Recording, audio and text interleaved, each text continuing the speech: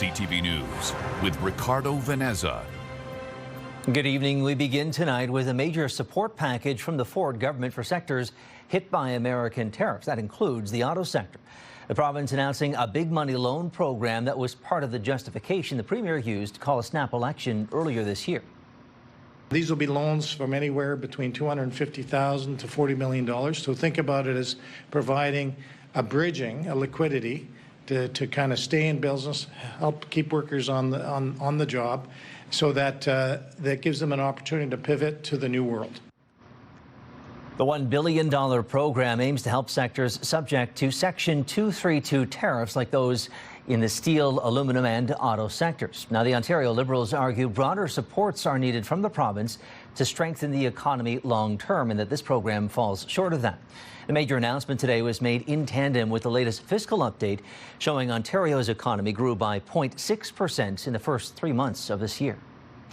Now to a warning from the Windsor-Essex County Health Unit tonight concerning a potential hepatitis exposure at a Tecumseh restaurant.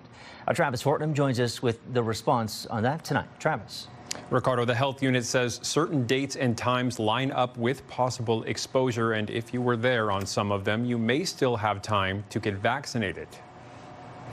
A Tecumseh restaurant is speaking out after a potential hepatitis A exposure notice from the Windsor-Essex County Health Unit. Fratelli Pasta Grill says one of its team members picked up the illness while traveling. In a statement posted to social media, the restaurant saying the employee is currently hospitalized and our thoughts and prayers are with them for a full and speedy recovery. The health unit says customers may have been exposed during several of that employee's shifts. After 3 p.m. on July 19th, 20th, 22nd, or 23rd, or any time between August 1st and August 6th. If they're exposed to virus, let's say that today they think that, oh, I might have been exposed, we have a window of opportunity to provide them with the vaccine. If you were there in early August and aren't vaccinated, you may still be eligible for a post-exposure shot. For the July dates, that treatment window has passed, but WE2 says to watch for symptoms for 50 days after your visit. Things like fever, fatigue, nausea, stomach cramps, and yellowing of the skin or eyes. The health unit ran a walk-in vaccine clinic on Wednesday afternoon and is taking appointments until August 20th. It's very important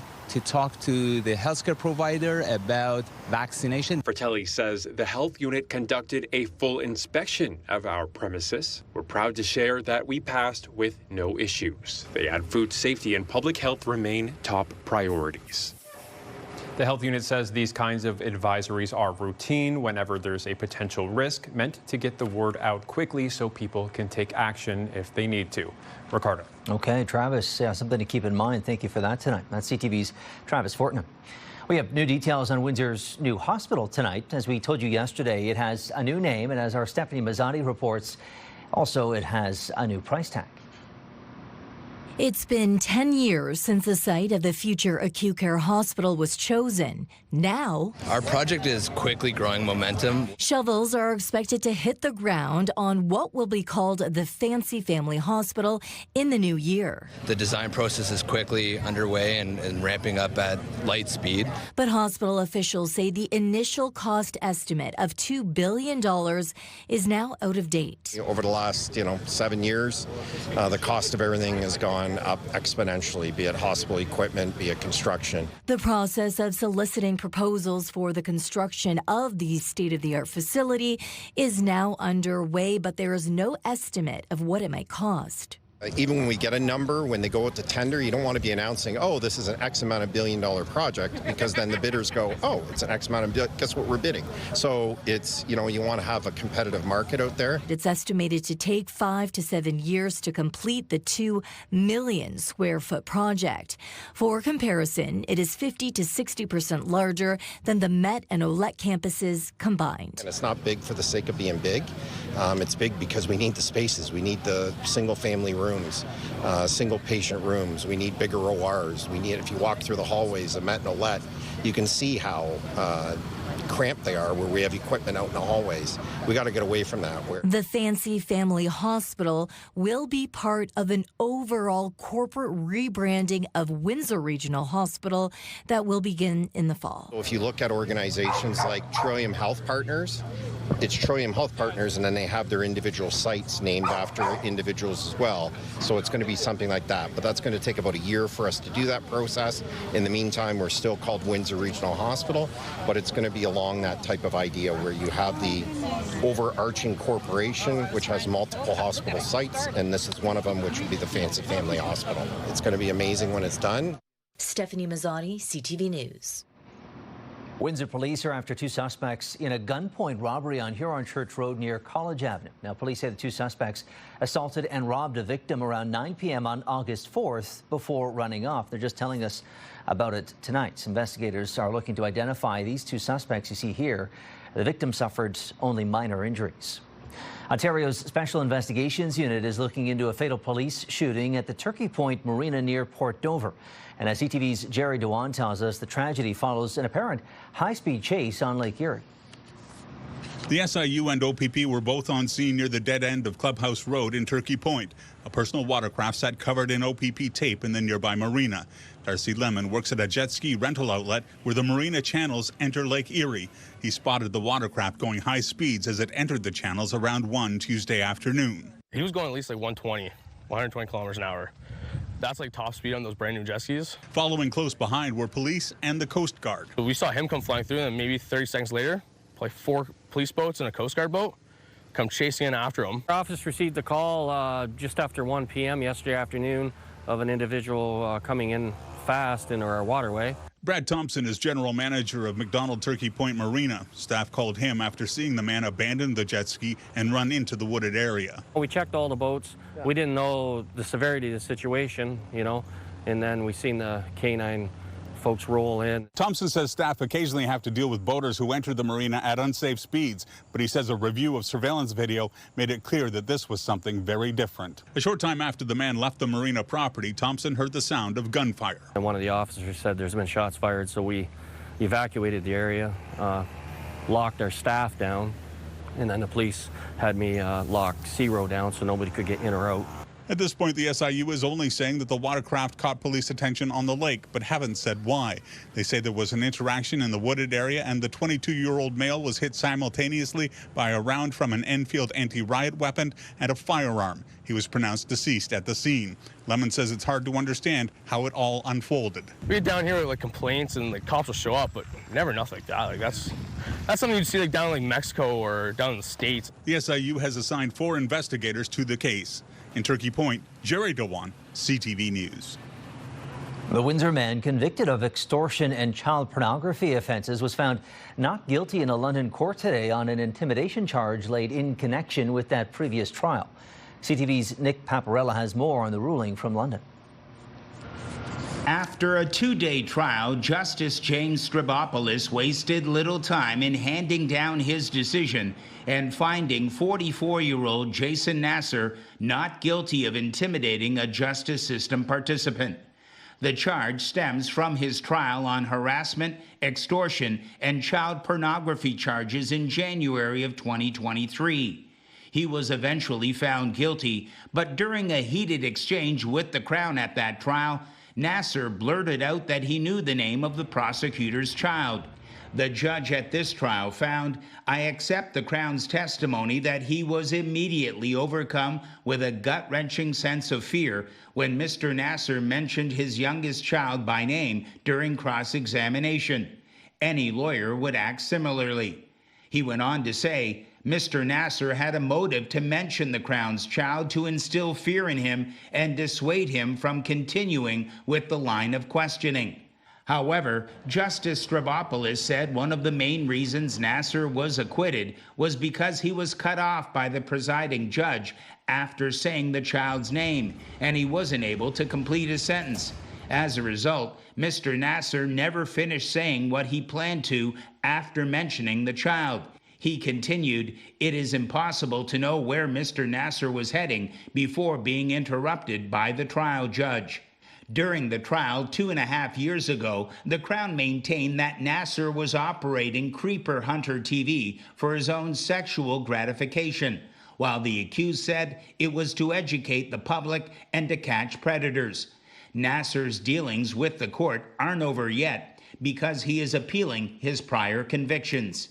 Nick Paparella, CTV News. Air Canada says it will begin canceling flights tomorrow in preparation for a shutdown after the union representing some 10,000 flight attendants issued a 72-hour strike notice. And it could spell trouble for more than just travelers. The tariffs, of course, have taken a huge hit on a lot of businesses, and tourism has been able to at least overcome some of that. And this will potentially add to the mix and make that uncertain economy even more uncertain, unfortunately. Now, as the two sides stare down that strike deadline, flyers in Windsor are already working to adjust. Our Sanjay Maru brings us that side of the story tonight. We've been planning for about 6 months, but solidified the flights about 4 months ago. After booking her annual family vacation to Italy, Anna Raymond was just days away from surprising her children with first-class tickets. But a potential Air Canada strike is forcing her to weigh costly, last-minute options to keep the trip alive. Initially, the cost was approximately $21,000. Looking into it this morning, different airlines, such short notice, we're looking at $48,000. The family had already arranged via rail tickets to get to Toronto, but any change in flights mean rearranging that leg of the journey too. Even if we find a new plan, everything kind of still has to line up, so that's another challenge. The evolving situation has overseas travelers scrambling, but for those flying between Windsor and Toronto, a sigh of relief. At YQG, Air Canada flights are operated by Jazz, which according to the airline will continue as normal. But I would always tell every passenger in a situation like this to check all of their flights if they're connecting to see the status of the connection. If Toronto is just a layover to your final destination, however, travel experts say it's worth securing a backup plan now rather than waiting for a cancellation notice. If you didn't book with a travel agent or someone like us, and you're going to have to call the airline directly, be prepared to stay on hold for quite a long time. If you have the chance to get your money back, get a refund, if they're offering it, I would probably do that and look at alternative for the whole trip rather than just keeping part of it. It's a decision Anna Raymond is giving careful consideration, worried that canceling on her own could leave her out tens of thousands of dollars. That's because her first-class seats were booked as non-refundable, meaning she has to wait until Air Canada officially starts canceling flights if she wants to see her money back. We're keeping our fingers crossed that the government might get involved in this, and even at the economy prices, it's double what we paid initially because we did plan this so far ahead. In Windsor, Sanjay Maru, CTV News. Well, after a protracted zoning debate at Essex Council ended in limbo last night, another zoning slugfest in Tecumseh has stalled development of a new commercial plaza and hotel. Plans for a new 5-story hotel and 2-tiered plaza at Manning Road and County Road 42 are put on hold for more public feedback after residents raised concerns about shadows, noise, and light pollution. The zoning changes needed to greenlight that work. Well, after the break, CTV meteorologist Gary Archibald joins us for a look at the semi-cool down we're seeing in the area. I wouldn't just leave it. Still ahead, our Bob Belichico looks at the potential pitfalls of taking drastic action to save a pet in need. CTV meteorologist Gary Archibald joining us now for a check of the forecast. Gary, not as oppressively hot today, but still a little bit muggy. Things are maybe shaping up a little bit nicely here. I think you're onto something there. Good evening, Ricardo, folks, once again. Indeed, still warm, a little humid, but not as bad as it has been over the last week and a half, almost 2 weeks at times under a heat warning. Oppressive is a good word to use. Today was warm, above seasonal, but manageable for most. Reached a high of 29. Our average high is now just below 27 degrees at 26.9. The overnight temperatures have still been warm and a few degrees above seasonal. But notice this cold front has triggered showers and thunderstorms. Leftovers from last night have now been reinvigorated further east, headed towards the Atlantic coast of both Canada and the U.S. What's in its wake? ridge of high pressure, and that's why things are quiet tonight and relatively cool. I think the overnight temperature, the low before dawn tomorrow morning, Thursday, will be down to about 16 degrees in Windsor, Essex. Not much to see here across southern Ontario proper, and it looks like we'll extend the fair weather into the weekend, at least until Saturday.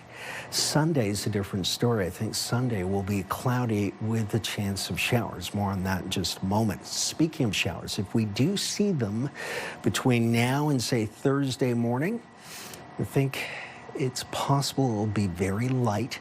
A smattering of showers. Windsor, Essex, LaSalle, Amherstburg towards Kingsville, Leamington, and Pelee Island, and a little bit more rain in the Chatham-Kent area. Less than 10 millimeters altogether. 16 degrees. There it is, the low tomorrow morning before dawn. Cool-ish and slightly below seasonal, in fact, by about a degree. Calm. Winds are lighter than 5 kilometers per hour projected through that time frame. Here's the breakdown for your Thursday. Early morning fog dissipates and gives way to mostly sunny conditions. 8 a.m., 18 degrees, the winds are calm. Northeasterlies through the midday, 24 now. Feels like about 30, and then mostly sunny through the afternoon. 28 at peak. Will feel like about 34. More sunshine, a bit warmer Friday, Saturday, 29, followed by 32. And there's your cloudiness and showers possible Sunday, 30 degrees. And here's where that cold air from the Canadian prairies has finally arrived, and temperatures are now down to about 23, followed by 25, 24 for Monday, Tuesday, and Wednesday. We'll see some sunshine and some cloud mixed in, but definitely a departure temperature-wise from what we've experienced of late.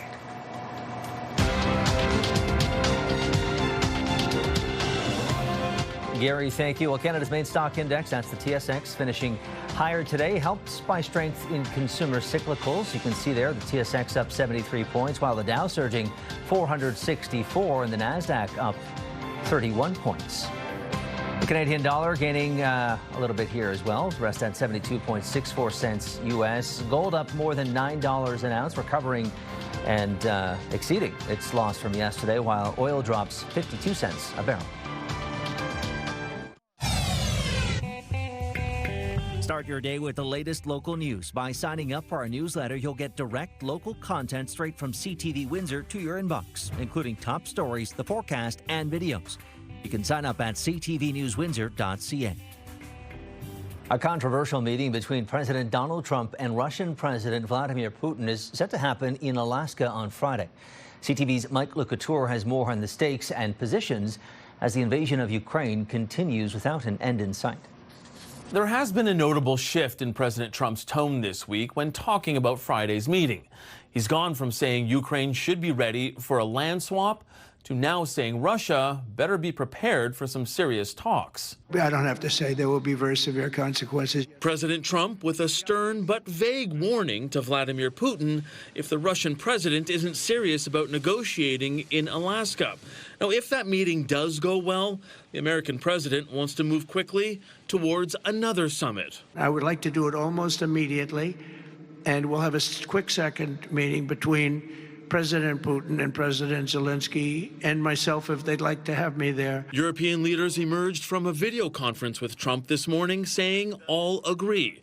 Any change to Ukraine's borders must be decided by Ukrainians. That call was to shape Friday's discussion. While Zelensky won't be at that table, he hopes the central focus is a ceasefire.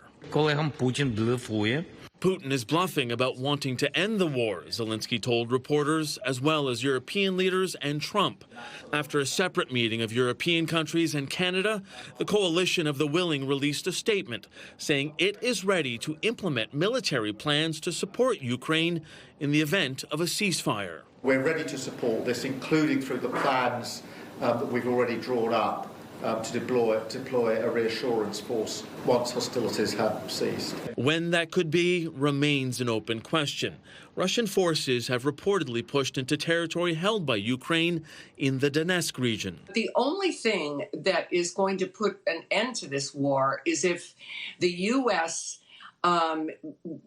gives a lot more military aid to Ukraine and allies itself with the Europeans and Zelensky. President Zelensky has been pushing for more economic sanctions on Russia to cripple its war machine, something Trump has been reluctant to consider so far.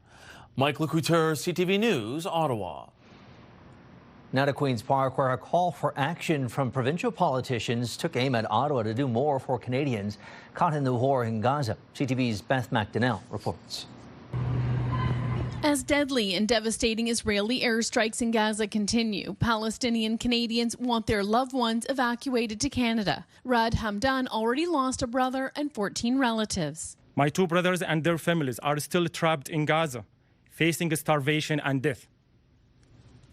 We have been calling for the reunification of our families from Gaza to Canada since October 2023. From Queen's Park, he joined several NDP MPPs and Gazan Canadians demanding Ottawa make it easier for relatives to escape the war. Mirvat Al-Shrafi's family home in Gaza was bombed. Her mother and sisters were trapped under rubble but survived. Still, she can't get them here. I waited 6 months for the code. When I finally received it on June 5, 2024, I immediately started their visa applications. Since that day, there has been complete silence, no updates, no progress.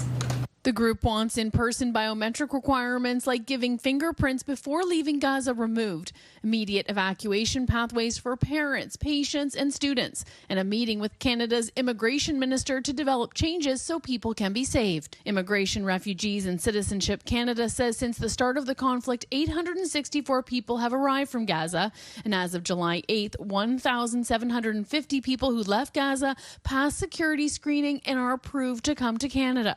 But the group says Ottawa is holding Gazans to a higher standard than others fleeing safety, and some countries are evacuating Gazans. 800 people is such a drop in the bucket, and the cap is 5,000. We want that cap to be raised. We need the government to process these people faster. If you're in Egypt, you can come here. How did we get other people, hundreds of thousands of other people here faster? No more lies, no more delays. Our family lives are on the line.